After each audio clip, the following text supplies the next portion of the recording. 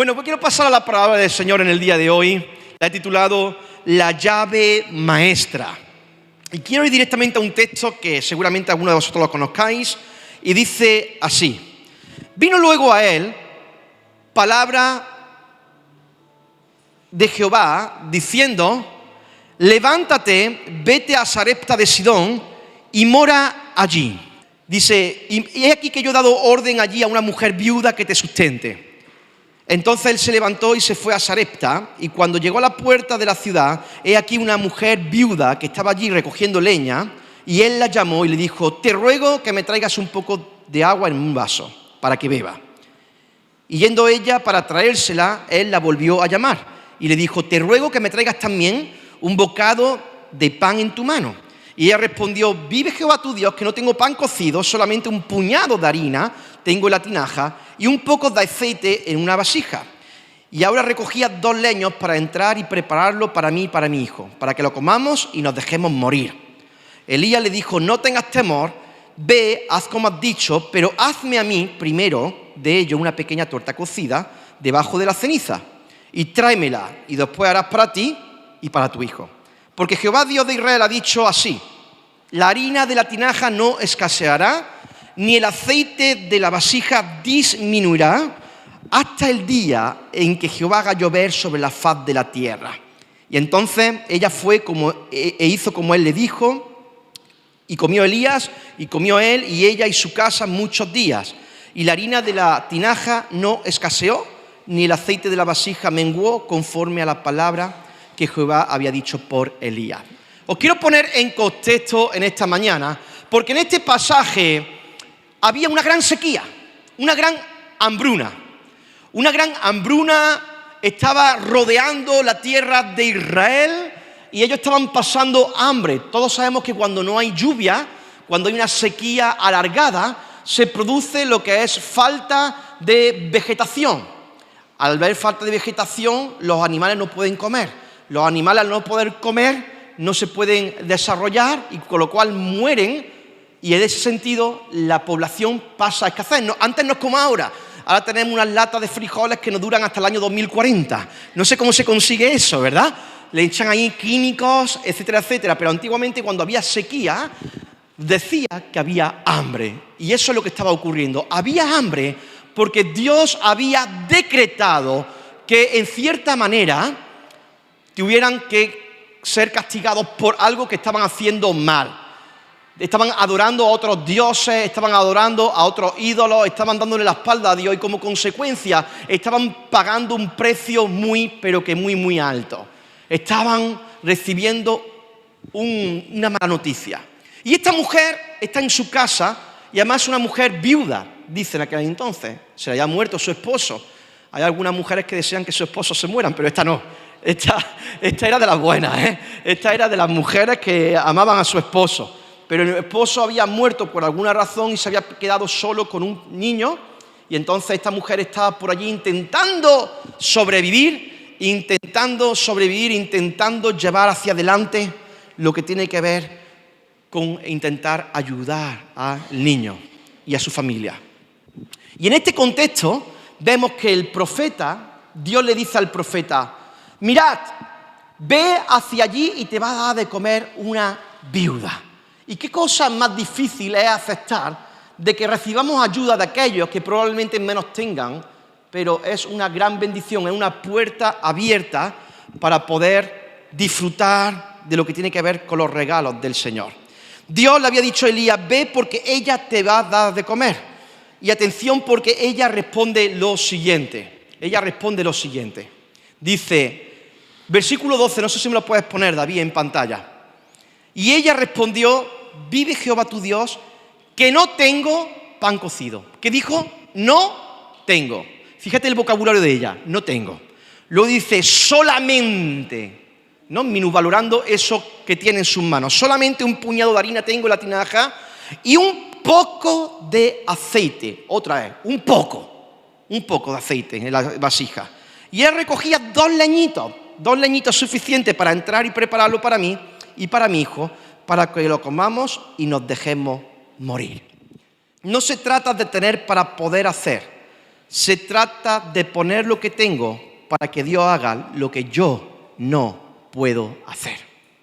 Hermanos, tenemos que entender algo. Esta mujer no tenía, su vocabulario es no tengo. Su vocabulario era no tengo, hay poco, hay escaso, solamente. Sin embargo, lo que Dios nos enseña en este primer punto es que lo poco que tienes puede llevarte a lo mucho. Quizás tú estás preguntándote, ¿cómo lo voy a hacer? Porque no tengo mucho, porque tengo poco, porque no soy gran cosa, porque no reúno las cualidades que reuniría a otras personas, porque en cierta manera no tengo lo suficiente para poder avanzar. Sin embargo, lo que nos enseña este texto es que no debemos de tener una mentalidad escasa o limitada. Tenemos que tener una mentalidad donde no miremos nuestros recursos, sino los recursos de Dios. Cuando nos ponemos a mirar lo que nosotros solamente tenemos, nos estancamos y nos quedamos como una parcelita pequeña cuando Dios quiere mostrarte su reino. Y alguno puede decir, ¿a qué te estás refiriendo con no tengo? Puede ser muchas cosas. Puede estar pasando por un momento delicado económicamente, un momento delicado de salud, un momento delicado en las relaciones personales, incluso en tu vida espiritual. Muchas veces puedes decir, es que no siento a Dios por ningún lado, estoy frío, es como que solamente tengo un poquito de fe. No menosprecies eso poco, porque por muy poco que tú puedas creer tener, ese poco puede llevarte a tener mucho. Mejor decir, esto es lo que tengo, a esto es lo poco que tengo. Porque lo poco que tenemos en las manos de Dios se convierten en mucho. Así que no menosprecies lo que sí tienes, porque hay muchos que ese poco que tú tienes desearían tenerlo ellos. A veces que esta sociedad es ambiciosa, queremos más, y no agradecemos por lo que tenemos. Y tenemos que ser conscientes de que todo lo que tenemos, sea en la cantidad que sea, es una gran bendición para nuestras vidas. Mira el ciclo de la vida. Nadie nace así de grande como yo. Nacemos siendo pequeñitos. Sin embargo, el alimentarnos poco a poco nos lleva a convertirnos en personas adultas. Y eso es lo que tenemos que hacer, alimentar eso que tenemos. No alimentar lo que queremos llegar a tener, sino alimentar lo que tenemos va a producir cosas que podamos recibir aún mayores de parte de Dios. Así que este hombre, Elías, le contesta a esta mujer y le dice, no tengas temor, ve, haz como has dicho, pero hazme a mí primero de ello una pequeña torta cocida debajo de la ceniza y tráemela, y después harás para ti y para tu hijo. Y parece que el profeta es un egoísta. Esta mujer te está diciendo que está a punto de morir, que es lo poco que tiene para poder comer y que está esperando morir porque no hay nada más. Y encima tú le dices, dame a mí primero y luego te alimentas tú. Y no es un egoísta, está creando un patrón en la vida de aquellos que hemos decidido creerle al Señor. Y el patrón tiene que ser primero Dios y las cosas de Dios. Enfócate en el Señor. Y cuando tú te enfocas en el Señor se ocupa de lo tuyo. Pero este mundo brinca a lo contrario. Ve a tus cosas, Deja a Dios a un lado, deja de recibir de Dios, deja de nutrirte. Y ya cuando haya tiempo, entonces te descargas de Dios. Es al contrario. Cuando tú alimentas las cosas de Dios te alimentan a ti y te hacen crecer. Así que no mires tu condición, enfócate en Dios, y tendemos a menospreciar o no valorar todo el bien que Dios nos ha dado. Pero mira, por ejemplo, ese niño que tenía poca cosa, según la multitud que había delante de Jesús. Tenía 5 panes y 2 peces. Sin embargo, eso que puso en las manos de Jesús, multiplicó y bendijo a una multitud. Mira el grano de la mostaza. Esa pequeña semilla que, siendo la más pequeñita de todas, crean uno de los mayores y más grandes árboles en los bosques. Incluso cuando tú piensas que no tienes nada, ¿te acuerdas aquella vez que los discípulos le dijeron a Jesús, Jesús, no hemos pescado nada? pero en tu palabra echaremos de nuevo la red. ¿Y qué ocurrió? Una multitud, una pesca milagrosa. Y podemos aprender algo en esta historia, que es posible que no tengas nada, pero si tienes fe, lo tienes todo. Si tienes fe, lo tienes todo, porque Dios lo hace todo desde tu nada.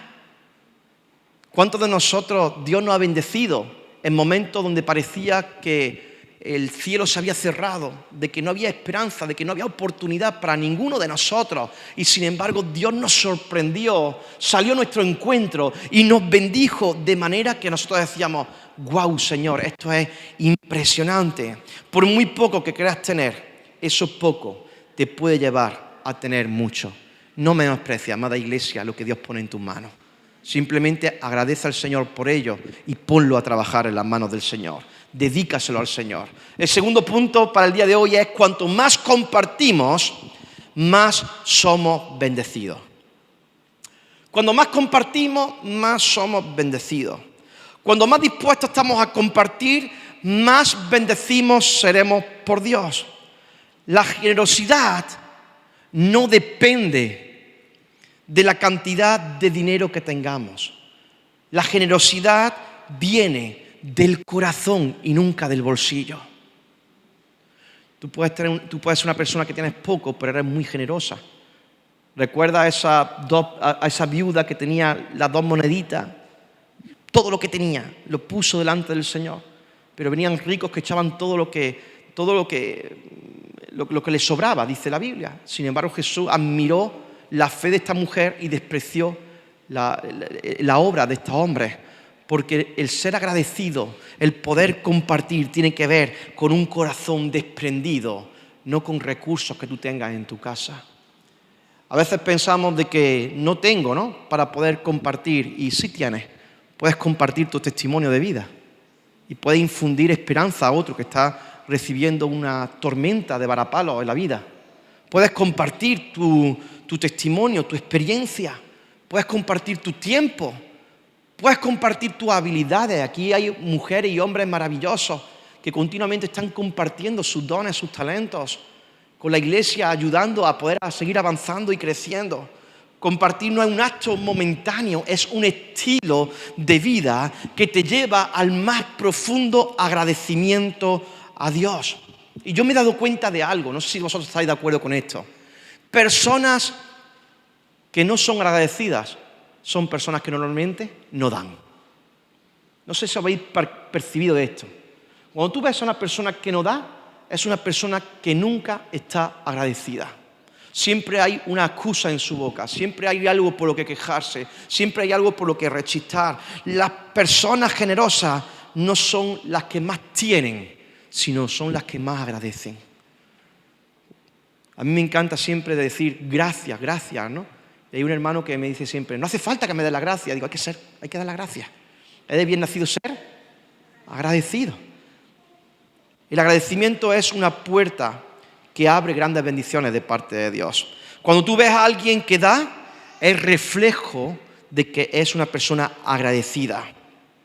Aquel que no da es porque no agradece lo que el Señor hizo con él en la cruz del Calvario. Porque Jesús, siendo Dios encarnado, se dio completamente por amor a nosotros. ¿Cómo es que nosotros no vamos a darle a Dios de nuestra vida en señal de agradecimiento? Aquel que es agradecido siempre verá cómo es una persona generosa. Aquel que continuamente está con el puño cerrado, que no quiere compartir nada, son personas que por regla general no son agradecidas con la vida y con el Señor. Cuando uno abre sus manos para compartir, uno es más bendecido de lo que está. Nunca le vas a ganar a Dios en generosidad. Nunca. Así que nunca tengas miedo de darte a los demás. Claro, uno tiene que darse con inteligencia, porque a veces el hecho de darte sin tener control o sin saber cómo hacerlo te puede producir daños en tu corazón. Pero eso podemos tratarlo otro día y hablarlo otro día. Siempre es importante. Dice Proverbios 11:25. Ahí lo tienes en pantalla. El que es generoso prospera. ¿Quién prospera? ¿Quién prospera? ¿Quién prospera? El que es generoso. El que da también recibe. ¿Tú quieres recibir? ¿Quieres recibir sí o no? ¿Qué tienes que hacer? ¿Qué tienes que hacer? El que recibe es aquel que da, dice la palabra del Señor. Como esa viuda que atendió a Elías. Ella, con miedo, con mucho miedo a perder lo poco que tenía, ¿qué hizo? Le dio. Y como consecuencia de darle al profeta de Dios, ¿qué ocurrió? Que la tinaja no escaseó durante toda la sequía. Muchos murieron, pero ella prevaleció junto con su hijo, porque supo dar en un momento oportuno. Segunda de Corintios 9:11 dice lo siguiente: ustedes serán enriquecidos en todo sentido, para que en toda ocasión puedan ser generosos, y para que por medio de nosotros la generosidad de ustedes resulte en acciones de gracia a Dios. Fíjate ese texto, dice, vuestra generosidad va a que producir ¿en qué? En otros.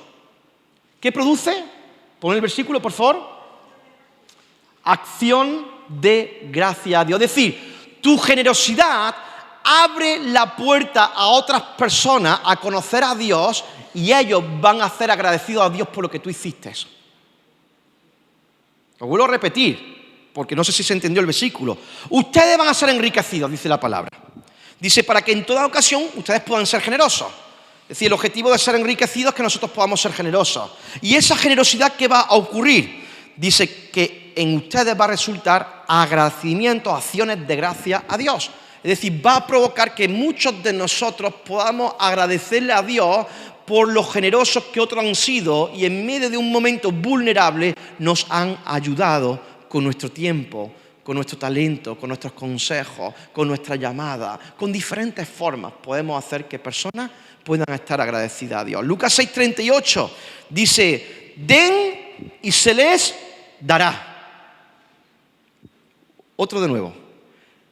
¿Quieres que se te dé? Comienza a dar. O sea, no tengan miedo de dar, porque abre la llave a la bendición. Dice, y se les echará en el regazo, dice, una medida llena, apretada, sacudida y desbordante, porque con la medida que miden a otros, se le medirá a ustedes. La voluntad de Dios no es darte migajas.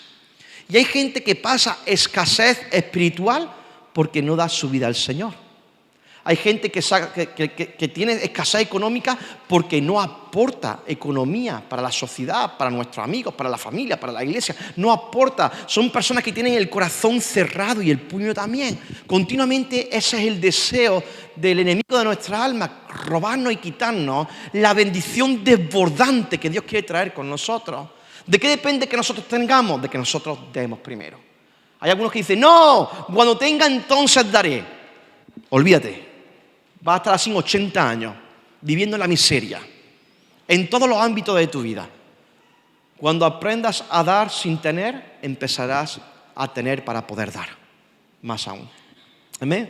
Y Gálatas 6:9 dice la palabra del Señor, no nos cansemos de hacer el bien, porque a su debido tiempo cosecharemos si no nos damos por vencidos.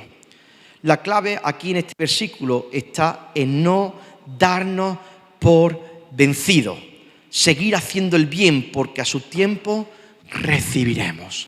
A su tiempo recibiremos, amada iglesia.